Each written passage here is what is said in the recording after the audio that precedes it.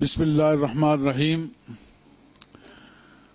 नाज़रीन किराम, अमूमन हमारे पास मरीज आते हैं जिनके मसूड़े बहुत ज़्यादा पीछे चले गए होते हैं, उनके दरमियान पॉकेट्स बने होते हैं, तो वो चाहते हैं कि मसूड़े नीचे आ जाएं, क्योंकि जब दांत लंबे होते हैं तो ये बड़े बदनुमा दिखाई देते हैं, बहुत बुरे महसूस होते हैं।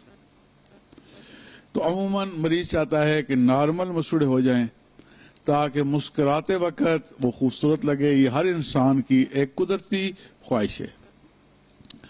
इस सिलसिले में उनकी इतला के लिए अर्ज है कि आजकल ये चीज बिल्कुल मुमकिनात में से है। अगर दांत हिल ना रहा हो, खाली मसूड़ा पीछे चला गया हो, तो आजकल हम जो है मसूड़ों की ग्राफ्टिंग करते हैं, यानी ऊपर से ही पकड़ के मसूड़े को दोबारा नीचे ले आते हैं। एक छोटी सी सर्जरी होती है जिसे किया जाता है। जो हड्डी हट जाती है वो भी आजकल मसनूई हड्डी मिलती है, उसके दरमियान हम ऑपरेशन के जरिए हड्डी लगा देते हैं और बिल्कुल दोबारा एक जवान आदमी की मुस्कुराहट की तरह वो मुस्कुराहट बन जाती है। यहाँ आप तस्वीर में इसको मुलाजा फरमा सकते हैं।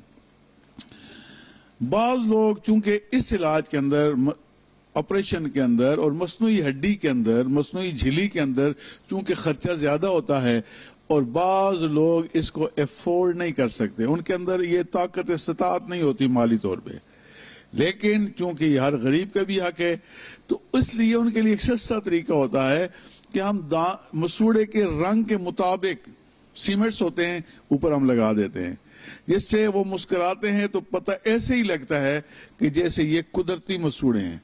एक तो दांतों को मजबूती भी देता है और दूसरा कुदरती मसूड़ों की जो है वो सारी हैत बरकरार हो जाती है। तो ये तीन किस्म के मुख्तलिफ तरीके हैं कि आप ये सर्जरी से करा लें या मसनूई तौर पे वो करा दें। बहरहाल आजकल ये मुमकिन है कि आपके ऊपर गए हुए मसूड़े दोबारा असली हालत में आ सकते हैं। बहुत बहुत शुक्रिया।